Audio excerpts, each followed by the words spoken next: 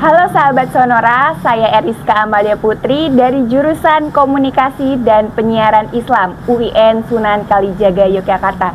Saat ini kami berada di Museum Dewantara Kirtigria, Jalan Taman Siswa nomor 31, Kota Yogyakarta. Nah, saya bersama Ketua Sahabat Museum yaitu Cak Lis. Selamat pagi Mas. Selamat pagi. Apa kabar? Ya, alhamdulillah baik. Alhamdulillah. Nah, saya di sini mau bertanya seputaran Museum Dewantara Kirtigria. Nah, di sini kan museum ini salah satu peninggalan dari tokoh pendidikan Indonesia yaitu Ki Hajar Dewantara. Dan juga ada peninggalan dari rumah dan pendopo ya, Mas? Ya, betul sekali. Nah, di sini juga selain itu ada menampilkan koleksi-koleksi berupa peninggalan yang pernah dipakai Ki Hajar Dewantara dan keluarganya ya, Mas. Betul sekali. Nah, saya mau bertanya nih Mas, bagaimana sejarah-sejarah di museum ini, mulai dari berdiri sejak tahun berapa dan latar belakangnya seperti apa, Mas? Ya, kalau kita baca atau kita lihat dari namanya Dewantara Kirtigria itu kan artinya Dewantara miliknya Ki Hajar Dewantara, Kirti itu adalah kerja, Griya itu rumah. Jadi kira-kira ini maknanya adalah rumah kerjanya Ki Hajar Dewantara. Kenapa juga dimaknai sebagai kerja Kirti? Karena memang Ki Hajar selain bertempat tinggal di sini di rumahnya, beliau juga di rumahnya inilah beliau bekerja. Bahkan ada gandok khusus yang dipakai beliau khusus untuk mengetik, untuk memunculkan gagasannya, mencurahkan idenya dalam bentuk tulisan-tulisan, maka disebut dengan Dewantara Kirtigria. Nah, ini sendiri diresmikan tahun 1971 ya oleh istri beliau. 1971 itu oleh Nyi Hajar Dewantara diresmikan. Sebelumnya ini adalah rumah yang dibeli dari Nyi Ageng Ramsinah kalau tidak salah. Itu seorang istri dari seorang Belanda. Di dalamnya juga sudah ada piano, tetapi pada saat dibeli itu tidak langsung ditempati. Ki Hajar membeli tapi menempatinya setelah dibangunnya pendopo agung Taman Siswa. Jadi setelah pendopo ada, barulah Nyi Hajar dan keluarga mau menempati rumah ini. Kira-kira itu, Mbak. Apa saja koleksi yang ada di dalam Museum Dewantara Kirtigria, Mas? Ya, kalau dari rumah yang kecil ini kan termasuk museum yang cukup mungil ya. Koleksi yang ada memang nggak banyak. Kalau kita lihat koleksi fisiknya paling ya hanya barang-barang rumah tangga ya. Kursi, meja kursi, kemudian ada telepon lama, kemudian ada baju-baju waktu beliau di penjara, juga baju-bajunya Nyi Hajar Dewantara. Yang jelas ini karena rumah ya di sudut-sudutnya adalah ruangan-ruangan yang dipakai oleh keluarga beliau. Itu secara fisik. Tetapi koleksi yang non fisik atau intangible itu sangat banyak sekali atau sangat perlu digali lagi, atau sangat istilahnya itu sesuatu yang menyimpan banyak sejarahnya. Contoh hanya misalkan kursi di depan ya. Kursi di depan ini walaupun sekedar kursi itu mempunyai nilai sejarah yang tinggi karena pernah diduduki oleh Jawaharlal Nehru, mungkin dulunya juga Rabindranath Tagore, peraih Nobel dari India itu, dan juga tokoh-tokoh nasional lainnya seperti Soekarno dan lain-lain. Jadi hal-hal yang tidak terlihat atau koleksi yang terlihat itu yang tidak terlihat itu justru banyak. Bahkan kalau kita lihat lagi, selain ada museumnya, museum ini kan cukup unik karena dia berdampingan dengan perpustakaan, di mana perpustakaan inilah menyimpan koleksi buku-buku yang di dalamnya mengandung banyak sekali ilmu-ilmu yang diserap oleh Ki Hajar Dewantara, kemudian berkembang oleh tokoh-tokoh Taman Siswa, tulisan-tulisannya juga tersimpan di perpustakaan itu. Kira-kira ringkasnya gitu, Mbak, koleksi dari Museum Dewantara Kirtigria. Berarti banyak sekali ya untuk peninggalan Ki Hajar Dewantara di museum ini. Ya, seperti yang saya sebutkan, fisik nggak banyak peninggalan fisik, tetapi justru yang koleksi yang tidak nampak, kalau istilahnya intangible, yang tidak terlihat, koleksi yang tidak terlihat itu justru yang banyak sekali. Dan ini setiap saat kita bisa menggali, menemukan. Jadi seperti kalau kita lihat tuh, kalau koleksi yang tidak terlihat itu seperti permata ya. Jadi ketika kita melihat atau membaca ide atau gagasan atau sejarah dari Ki Hajar itu akan menemukan sesuatu yang baru terus. Kira-kira seperti itu. Apa peninggalan yang paling bersejarah di museum ini, Mas?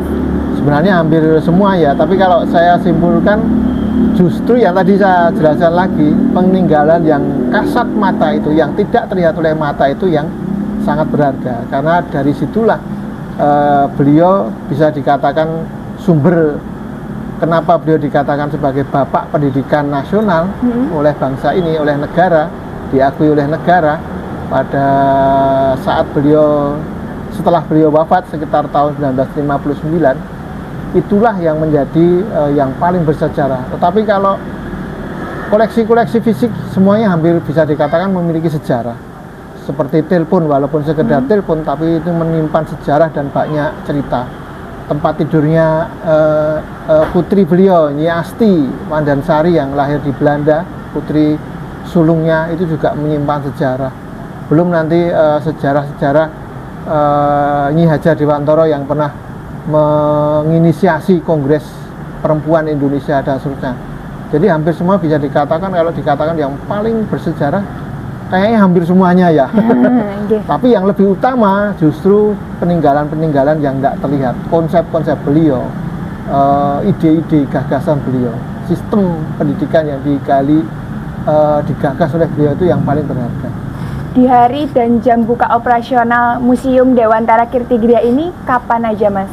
Kalau harian biasanya kita lihat dari Senin sampai Kamis ya. Reguler itu harus jam 8 sampai jam 2 siang, jam 8 pagi, jam 2 siang. Tapi kalau Jumat paling jam 8 hanya sampai jam 11. Sama dengan hari Sabtu kemungkinan juga jam 8 hanya sampai jam 11. Sementara minggu libur, jadi seperti kantor-kantor lain. Oke. Bagaimana dengan proses keamanan dan perawatan di museum ini, Mas? Kalau untuk perawatan standar ya, kita juga dapat pelatihan dari teman-teman. Kita kan ikut di Barahmus ya, di Asosiasi Museum Indonesia juga. Banyak sekali pelatihan-pelatihan, baik juga dari Balai Arsip, Badan Arsip, yang memberikan banyak juga digitalisasi naskah. Yang kita juga peninggalan naskah kuno itu banyak sekali, baik dari bentuk lontar dan lontar, juga dari naskah-naskah kuno yang sudah diterbitkan sebelum tahun 30 itu juga banyak, sehingga butuh perawatan, maka muncul digitalisasi. Juga dari kerjasama dengan Wikipedia, kita juga digitalisasi koleksi. Dari Dinas Kebudayaan sendiri, dari pemerintah kita juga banyak sekali melakukan koleksi-koleksi itu kita digitalisasi juga, selain juga ada petunjuk-petunjuk atau pelatihan-pelatihan untuk merawat secara fisik. Selain itu untuk keamanan kita secara koleksi ya, kita sudah tadi itu salah satu yang paling terobosan yang cukup memberikan keamanan dari koleksi ya digitalisasi, sehingga orang tidak perlu membuka-buka lagi secara langsung, tapi cukup mungkin mendownload file PDF-nya di Wikipedia dan seterusnya. Kita juga punya file PDF-nya yang dikoleksi oleh komputernya perpustakaan. Dari sisi keamanan gedungnya, kita juga sudah dipasangi oleh CCTV ya. Kemarin kita juga baru ada pembaruan CCTV, termasuk kemarin ada usulan untuk menjaga kelembapan ruangan-ruangan museum, juga akan ada rencana untuk memberi alat agar kondisinya kelembapannya selalu terjaga. Kira-kira itu, Mbak. Apa tantangan terbesar dalam mengelola museum ini? SDM. Nah, karena museumnya kecil dan swasta, SDM-nya itu hanya 3. Kita bandingkan coba kalau ke museum yang lain, yang sama swasta juga, saya kira mungkin mereka lebih besar. Sementara di sini hanya 3. Satu yang bisa dikatakan sebagai pengampu utamanya, ada kepala museum, kemudian ada bagian yang perawatan tadi itu. Sementara administrasi kita mendapat bantuan dari yayasan 2 orang. Mungkin ada satu yang tenaga bersih-bersih ya, kalau bisa dikatakan 4 lah, mungkin 4 orang dengan tenaga bersih-bersihnya. Tantangan SDM ini cukup menantang museum dalam bentuk tadi itu perawatannya.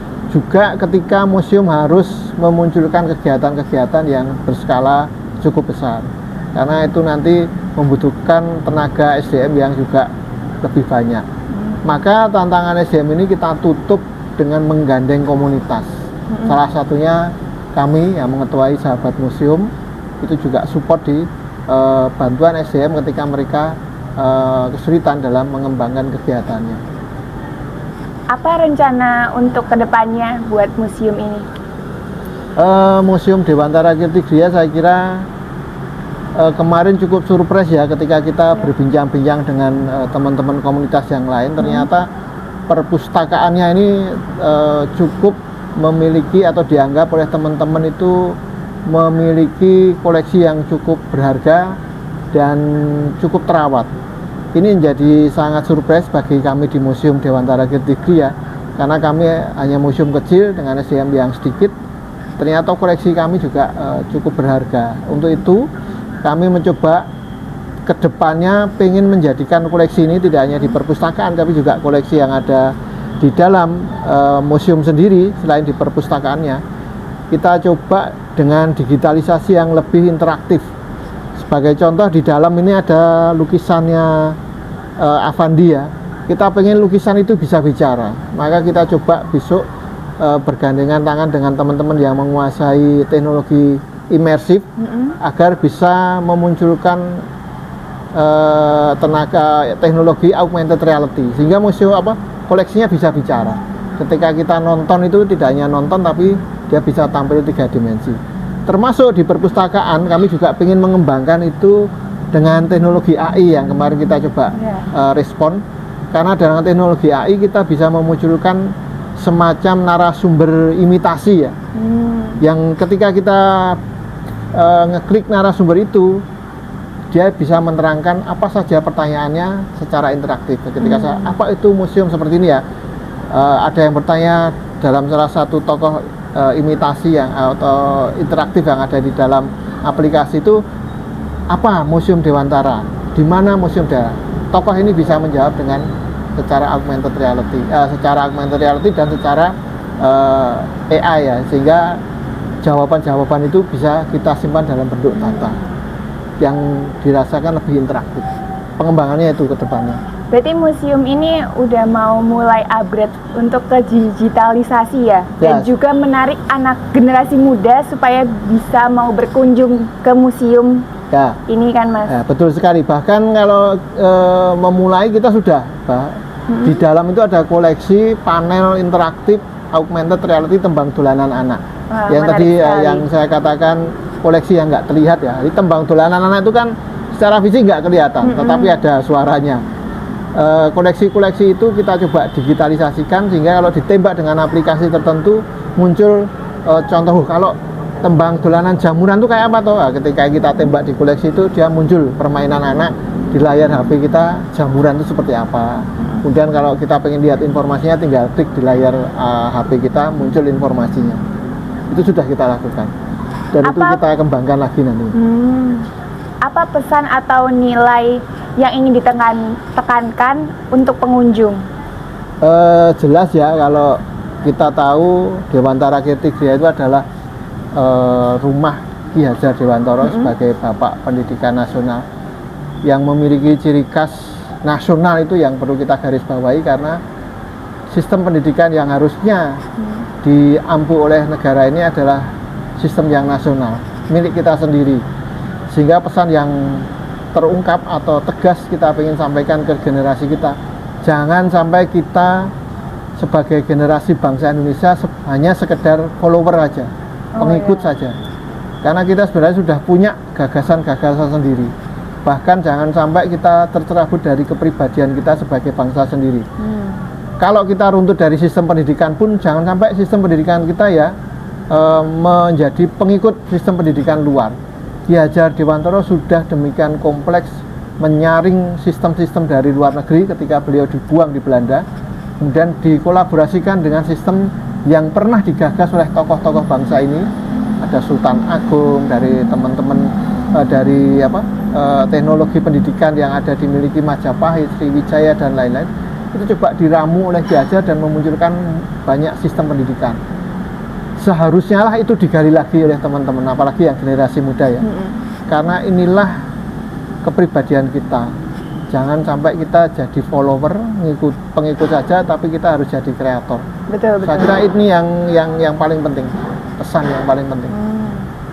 Apa peran penting museum ini dalam pelestarian sejarah pendidikan di Indonesia? Ya, sistem pendidikan yang digagas Ki Hajar inilah yang harusnya menjadi fondasi untuk pendidikan di Indonesia. Maka peran museum, terutama juga perpustakaannya, ini menjadi satu titik bagi kami untuk memunculkan lagi atau mengenalkan lagi, atau mungkin lebih ke arah mengkolaborasikan ya, mengasimilasi. Kalau istilah Ki Hajar kan ada konvergen, ada trikon ya, konsentris, konvergen, dan kontinu. Nah, peran trikon inilah yang harus kita munculkan di museum sebagai acuan untuk menjadi pengembang atau pelestari sejarah pendidikan. Karena yang pertama adalah konsentris, saya lebih senang di konsentrisnya dulu. Karena konsentris sebagai dalam perannya museum itu menunjukkan kepribadiannya, sekaligus mengingatkan jangan sampai kita kehilangan kepribadian kita sendiri. Kepribadian bangsa ini juga jangan sampai hilang. Sementara konvergen, bagaimana museum kita bisa berperan mengkolaborasikan, menyerap hal-hal yang baru tanpa meninggalkan yang konsentris tadi. Kepribadian kita jangan hilang, tapi kita menyerap yang baru, sehingga yang konsentris tadi kontinu, semakin luhur, semakin baik, semakin tinggi. Nah, harapan kami peran-peran museum Dewantara itu bisa melakukan hal-hal seperti itu, dan itu sudah kita lakukan dengan banyak kegiatan-kegiatan.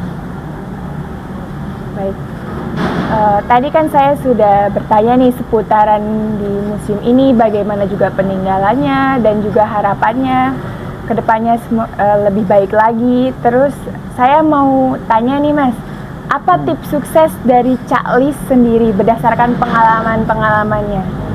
Tips sukses untuk kegiatan museum ini ya? Iya. Ya.